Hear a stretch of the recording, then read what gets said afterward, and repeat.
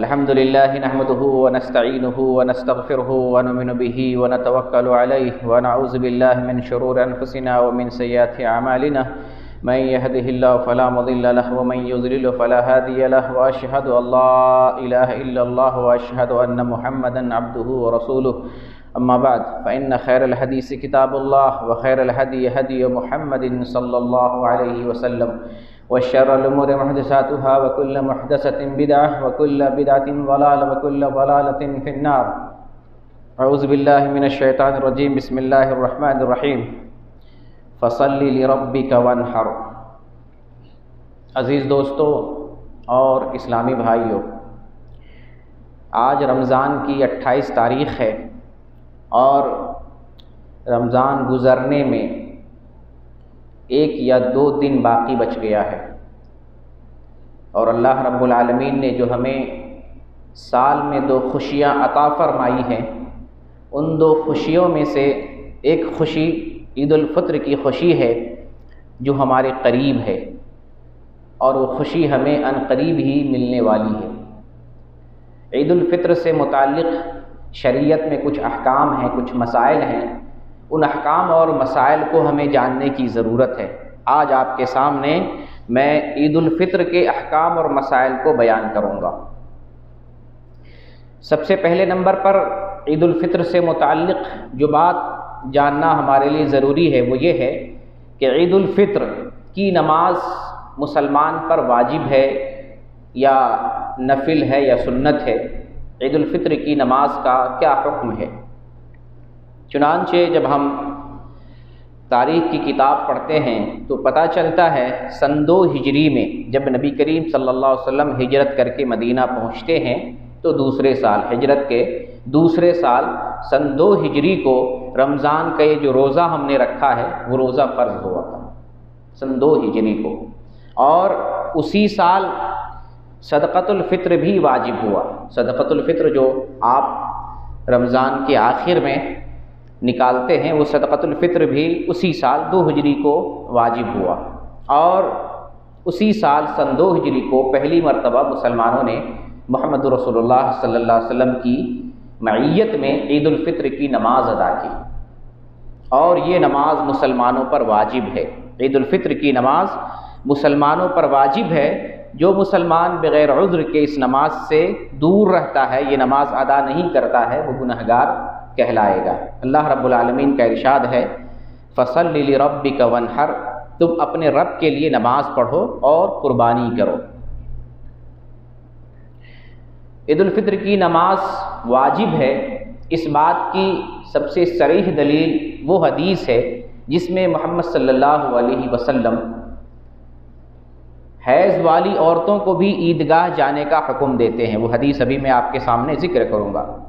اس حدیث سے معلوم ہوتا ہے کہ عید الفطر کی نماز مسلمانوں پر واجب ہے. یہی موقف بہت سارے علماء کرام کا ہے، جن میں شیخ الاسلام امام ابن تیمیہ رحمۃ اللہ علیہ، شیخ ناصر الدین البانی رحمہ اللہ، شیخ ابن باز رحمہ اللہ، شیخ الحدیث عبید اللہ مبارک پوری رحمہ اللہ اور بہت سے علماء کرام کا یہ موقف ہے کہ عید الفطر کی نماز واجب ہے. چونکہ یہ 28 تاریخ ہے رمضان کی، اور کل جو ہفتے کا دن ہے، سنیچر کا جو دن ہے 29 تاریخ ہوگی، اور محمد صلی اللہ علیہ وسلم نے مسلمانوں کو حکم دیا ہے کہ مہینے کے آخر میں چاند دیکھا جائے، چاند دیکھنا چاہیے. تو کل 29 تاریخ ہے، کل ہمیں مغرب کے وقت چاند دیکھنا چاہیے. شریعت کی تعلیمات سے ہمیں معلوم ہوتا ہے، اور بہت ساری جمعیتوں نے اور اداروں نے یہ اعلان بھی کر رکھا ہے کہ 29ویں تاریخ کا چاند دیکھا جائے. اگر ایک مسلمان، عادل مسلمان رمضان کا چاند دیکھ لیتا ہے تو اس ایک مسلمان کی گواہی کافی ہے. اس ایک مسلمان کی گواہی کی بنیاد پر عید الفطر منائی جا سکتی ہے. اور رمضان کے علاوہ دوسرے مہینوں میں 2 مسلمانوں کی گواہی چاہیے چاند کے لیے، لیکن رمضان میں ایک مسلمان کی گواہی کافی ہے. جب آپ چاند دیکھتے ہیں، نئے مہینے کا چاند دیکھتے ہیں، تو محمد رسول اللہ صلی اللہ علیہ وسلم نے ایک دعا سکھائی ہے جو ہمیشہ ہر مہینے اگر آپ چاند دیکھتے ہیں، رمضان کا ہو، شوال کا ہو، کسی بھی مہینے کا پہلا چاند ہو، تو آپ یہ دعا پڑھیں، اللہم احلہ علینا بالامن والایمان والسلامت والاسلام ربی وربک اللہ۔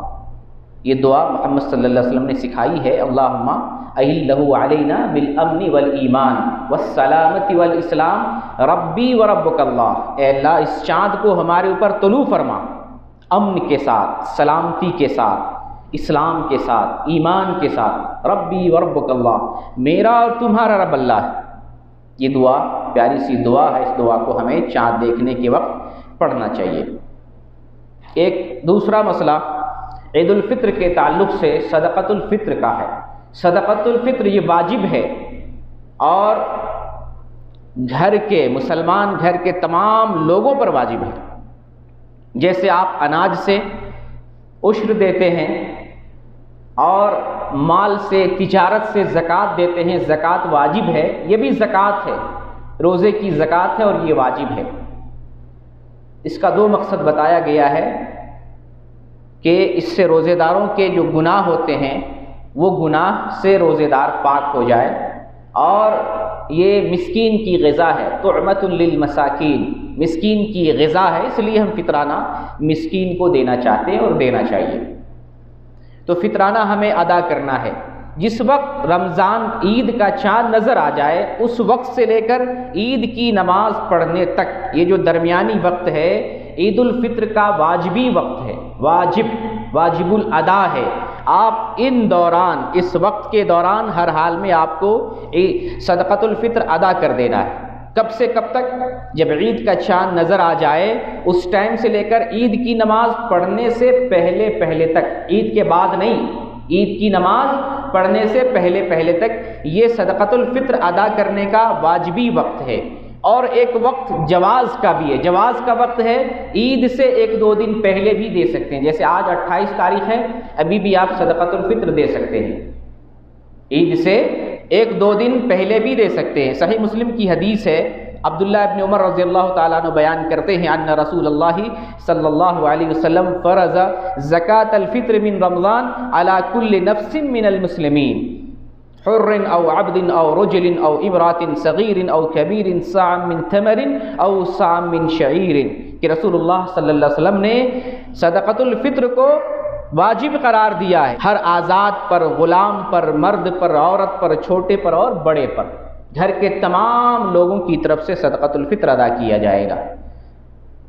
اگر ماں کے پیٹ میں کوئی بچہ ہے، اگر اس کی طرف سے اگر دینا چاہے تو دے سکتے ہیں، اس کی طرف سے واجب نہیں ہے، لیکن دینا چاہے تو ماں کے پیٹ میں جو بچہ ہے اس کی طرف سے بھی صدقۃ الفطر ادا کیا جائے گا۔ کتنا ادا کیا جائے گا؟ 1 سا ادا کیا جائے گا۔ 1 سا تقریباً 2.5 کلو ہوتا ہے، 1 سا تقریباً 2.5 کلو یا 3 کلو، عرب کے علماء کہتے ہیں 3 کلو کے برابر ہے۔ تو ایک آدمی کی طرف سے اناج نکالا جائے گا، پیسہ نہیں نکالا جائے گا، کیونکہ یہ غذا ہے اور خوراک ہے غریب مسلمانوں کی۔ تو ہم اناج میں سے 2.5 کلو یا 3 کلو کے حساب سے گھر کے تمام لوگوں کی طرف سے نکالیں گے۔ اگر ضرورت پڑے تو پیسہ میں بھی دے سکتے ہیں، ضرورت اور مصلحت کے تحت پیسہ بھی دے سکتے ہیں، 2.5 کلو کا جو پیسہ بنتا ہے وہ پیسہ دیں گے، اور ضرورت کے بنیاد پر آپ یہاں سے اپنے ملک میں بھی صدقۃ الفطر ٹرانسفر کر سکتے ہیں، بھیج سکتے ہیں، لیکن کب دینا ہے غریب کو؟ عید سے 1 یا 2 دن پہلے۔ یہ عید الفطر کا مسئلہ ہے۔ عید کی رات عبادت کرنے کے تعلق سے مسلمانوں میں یہ بات مشہور ہے کہ عید کی رات میں عبادت کرنا چاہیے، خصوصی عبادت کرنی چاہیے۔ صحیح حدیث سے اس کا ثبوت نہیں ملتا ہے۔ ایک حدیث ابن ماجہ میں ہے، 353 نمبر کی حدیث ہے، جو ضعیف حدیث ہے۔ ابو امامہ رضی اللہ تعالیٰ عنہ روایت کرتے ہیں کہ نبی کریم صلی اللہ علیہ وسلم نے فرمایا، جس نے عید الفطر اور عید الاضحیٰ کی دونوں راتوں کو اجر و ثواب کی نیت سے اللہ رب العالمین کے لیے قیام کیا تو اس کا دل اس دن مردہ نہیں ہوگا جس دن لوگوں کے دل مردہ ہو جاتے ہیں۔ ایسی حدیث آتی ہے لیکن یہ حدیث ضعیف ہے۔ صحیح بات یہ ہے کہ عید کی رات میں کوئی مخصوص عبادت نہیں ہے، لیکن اگر کوئی قیام اللیل کرنا چاہے تو کر سکتا ہے، جیسے ہمیشہ قیام اللیل کرنے کی اجازت ہے، کبھی منع نہیں ہے، لیکن کوئی مخصوص عبادت رسول اللہ صلی اللہ علیہ وسلم نے ہمیں نہیں سکھائی ہے، اس کی تعلیم نہیں دی ہے۔ عید سے متعلق ایک مسئلہ تکبیرات عید کا ہے۔ عید کی تکبیر، عید کے دن ہمیں تکبیر پڑھنا چاہیے۔ کس وقت پڑھنا چاہیے؟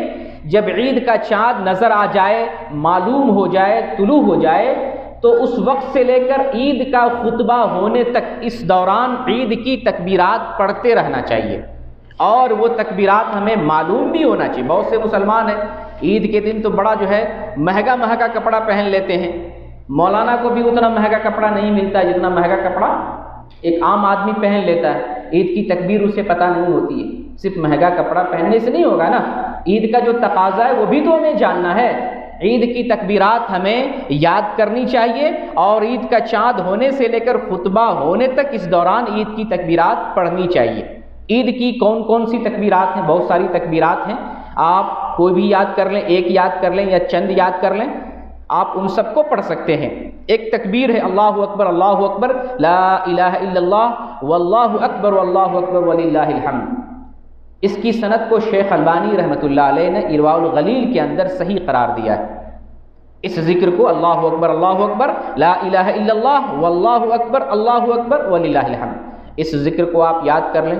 آپ اگر ابھی نہیں یاد کر سکتے ہیں تو گوگل سے عید کی تکبیر لکھیں گے، آپ کو آ جائے گی، یا یوٹیوب پہ آپ لکھیں عید کی تکبیریں، یہ تکبیر آپ کے سامنے آ جائے گی۔ اسی طریقے سے ایک تکبیر ہے اللہ اکبر کبیرہ اللہ اکبر کبیرہ اللہ اکبر کبیرہ، 3 مرتبہ اللہ اکبر کبیرہ اللہ اکبر کبیرہ اللہ اکبر کبیرہ۔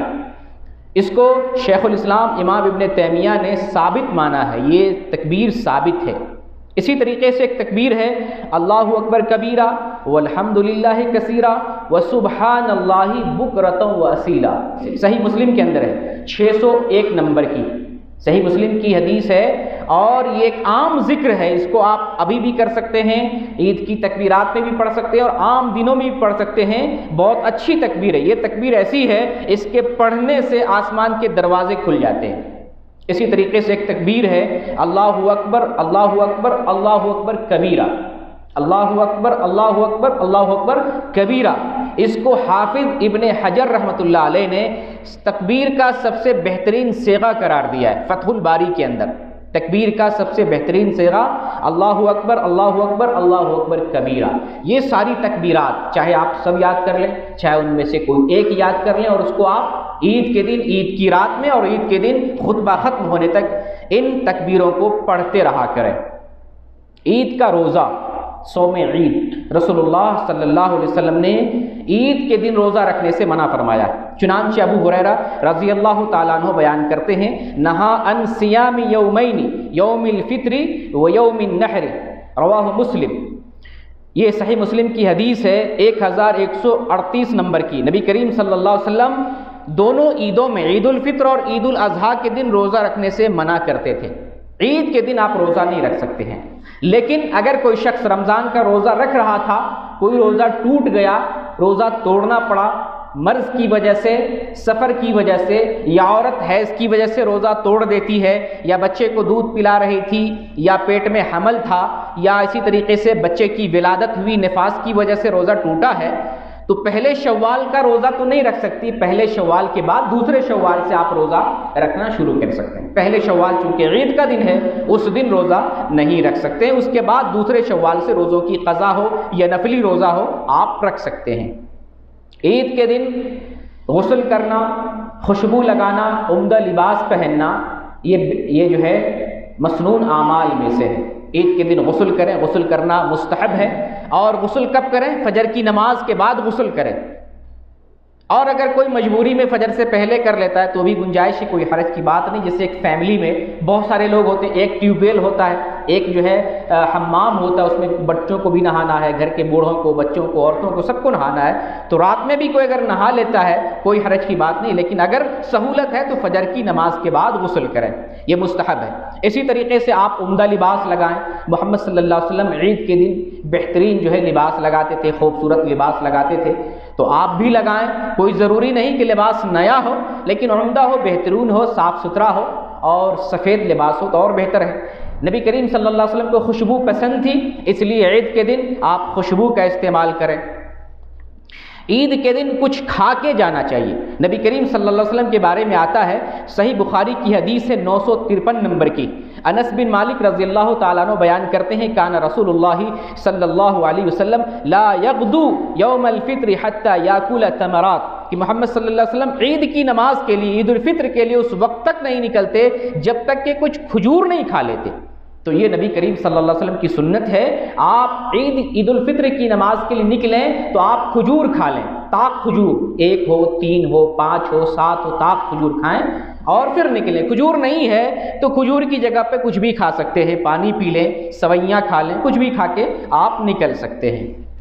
عیدگاہ جانے کا مسئلہ محمد صلی اللہ علیہ وسلم کی سنت یہ ہے، جو صحیح ابن ماجہ کے اندر 1078 نمبر کی حدیث ہے، ابن عمر رضی اللہ تعالیٰ عنہ بیان کرتے ہیں، کان رسول اللہ صلی اللہ علیہ وسلم یخرج الی العید ماشیا ویرجع ماشیا، محمد صلی اللہ علیہ وسلم عیدگاہ پیدل جاتے تھے اور لوٹتے بھی تھے پیدل۔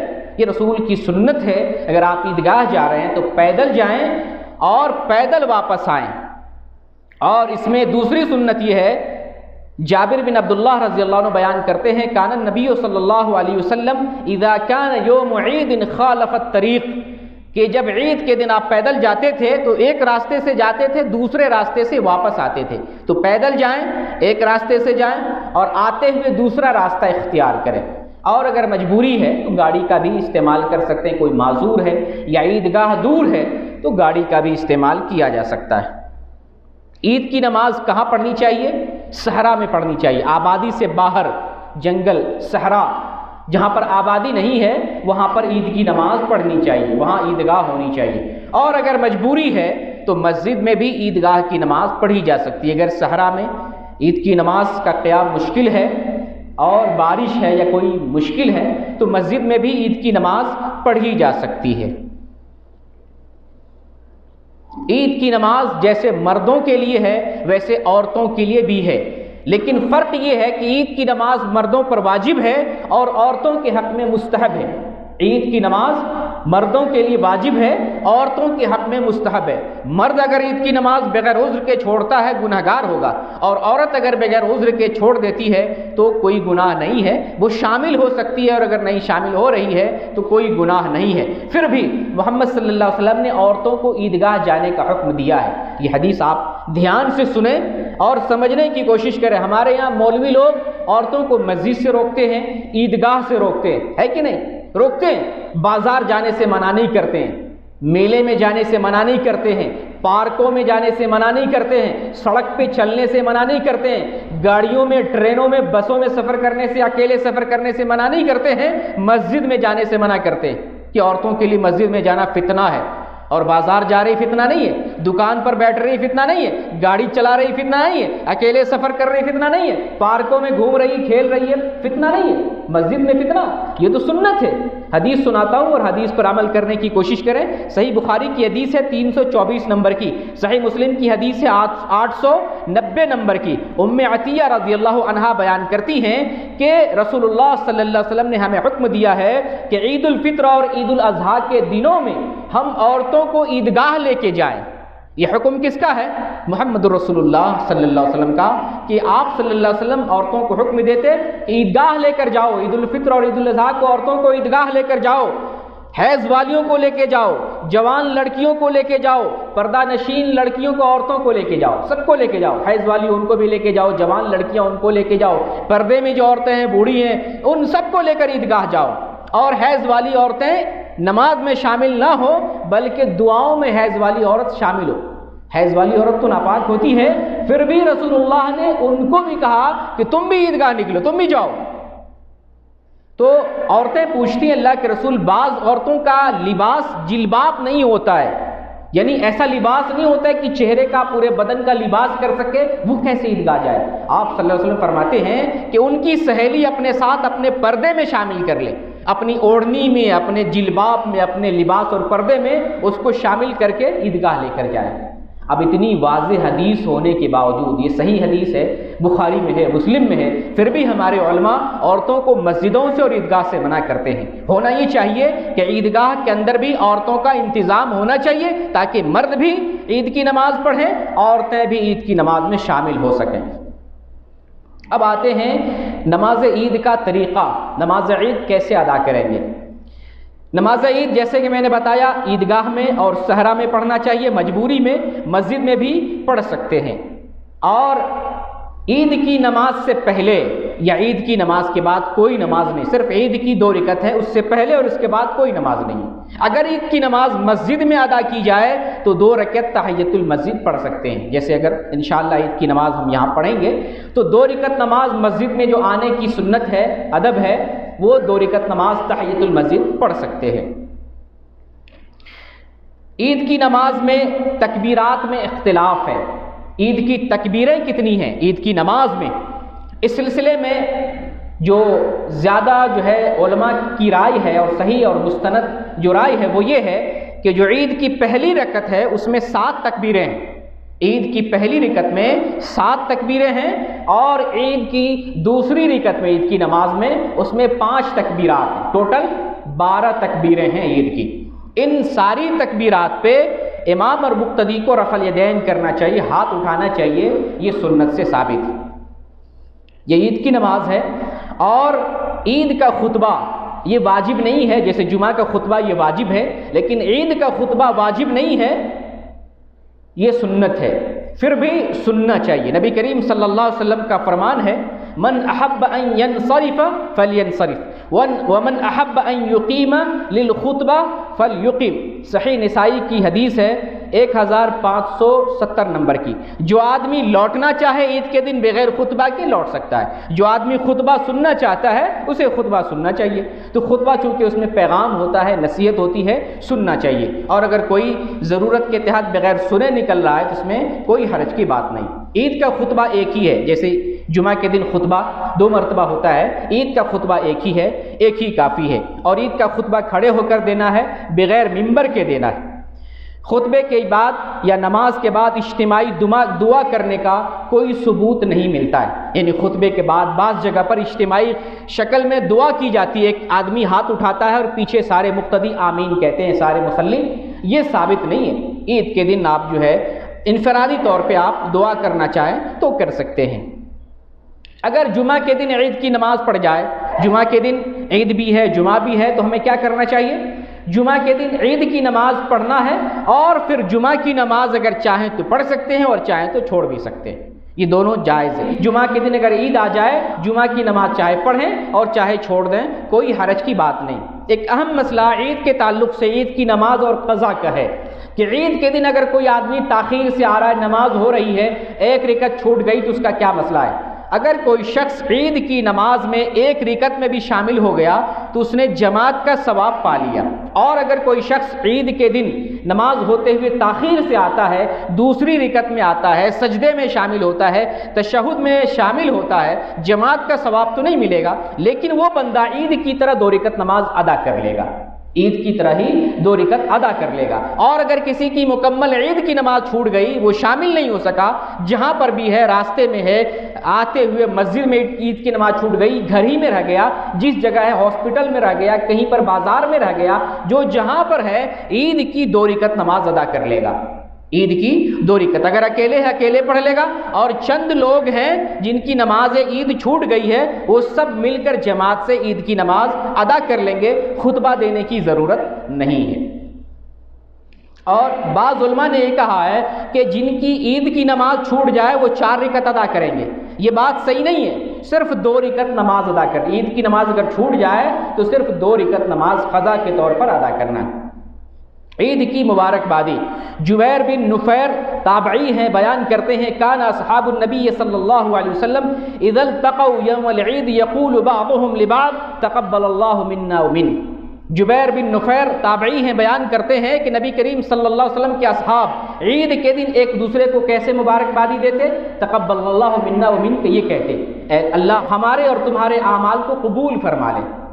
یہ عید کی مبارکبادی صحابہ کرام ایک دوسرے کو عید کے دن دیا کرتے تھے، تو یہ بھی سنت ہے کہ عید کے دن ایک دوسرے کو آپ مبارکبادی دیں۔ مبارکبادی کیسے دیں گے؟ تقبل اللہ منا ومنک، یہ یاد کر لیں اور اس طرح سے مبارکبادی دیں. ابھی سے بھی دے سکتے ہیں, 1-2 دن پہلے سے بھی دے سکتے ہیں, لیکن عید کی مبارکبادی بہت دن پہلے سے نہیں دینا چاہیے. عید کے دن ہو, عید سے 1-2 دن پہلے ہو چل جائے گا, لیکن بہت دن پہلے سے نہیں دینا چاہیے. یہ حدیث جو بھی میں نے بیان کی ہے یہ تمام المنہ میں شیخ البانی نے اس کو صحیح قرار دیا ہے اور حافظ ابن حجر نے فتح الباری کے اندر حسن قرار دیا ہے. شیخ ابن عثیمین رحمۃ اللہ علیہ سے پوچھا گیا کہ عید کے دن اگر آدمی معانقہ کرتا ہے, مصافحہ کرتا, ہاتھ ملاتا ہے, اس کا کیا حکم ہے؟ شیخ ابن عثیمین رحمۃ اللہ علیہ کہتے ہیں اس میں کوئی حرج کی بات نہیں ہے. لوگ یہ عبادت کے طور پر نہیں کرتے ہیں بلکہ عادت کے طور پر, رسم کے طور پر کرتے ہیں, ایسا کرنے میں کوئی حرج نہیں. یعنی عید کے دن اگر آدمی معانقہ کر رہا ہے, گلے مل رہا ہے اور مصافحہ کر رہا ہے, اس میں کوئی حرج کی بات نہیں ہے. عید کے دن کھیل بھی سکتے ہیں, جیسا کہ محمد صلی اللہ علیہ وسلم کے زمانے میں حبشی لوگ مسجد نبوی کے اندر کھیل کھیلا کرتے تھے, نیزے سے, بھالے سے, چیوں سے کھیلا کرتے تھے. محمد صلی اللہ علیہ وسلم ان کا کھیل دیکھتے اور کہتے کھیلو اور بھی کھیلو.